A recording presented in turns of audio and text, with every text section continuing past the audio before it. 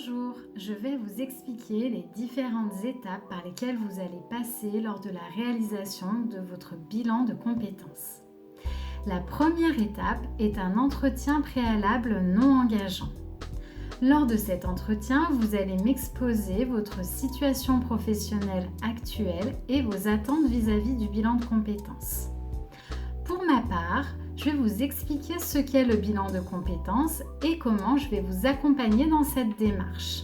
Lors de cet entretien, nous allons vérifier que le courant, le feeling passe bien entre nous et que je suis la bonne personne pour vous accompagner.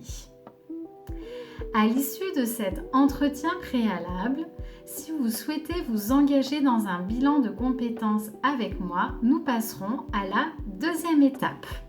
La deuxième étape est la phase préliminaire. Elle vient valider votre engagement dans le processus et elle vient approfondir vos attentes et vos objectifs vis-à-vis du bilan de compétences.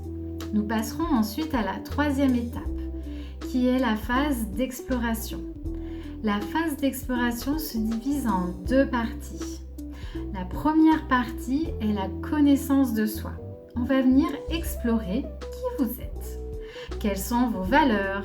Quels sont vos besoins? Quels sont vos centres d'intérêt? Quels sont vos modes de fonctionnement? Ainsi que vos hard skills, vos soft skills et vos talents. Nous passerons ensuite à la deuxième partie de cette étape qui est la construction d'un projet professionnel. Nous allons vérifier la faisabilité d'un projet professionnel que vous allez retenir. Nous allons venir mettre en place un plan d'action concret pour arriver à la quatrième étape qui est la phase de conclusion. Lors de la phase de conclusion, nous allons valider, verrouiller le projet professionnel qui est viable, qui est réaliste et qui vous correspond. Dans cette étape, je vous remettrai votre synthèse du bilan de compétences qui récapitulera toutes les étapes par lesquelles nous sommes passés et qui fera bien évidemment apparaître le plan d'action concret pour la bonne mise en place de votre projet professionnel. Enfin, la cinquième étape qui est un entretien à plus 6 mois.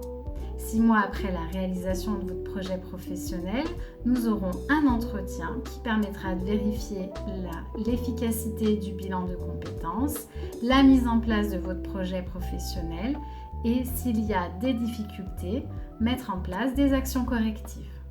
Voilà, j'espère avoir été claire sur les différentes étapes du bilan de compétences. Si vous souhaitez prendre rendez-vous, n'hésitez pas à le faire par téléphone ou bien par mail. Vous avez toutes les infos en dessous de la vidéo. À bientôt!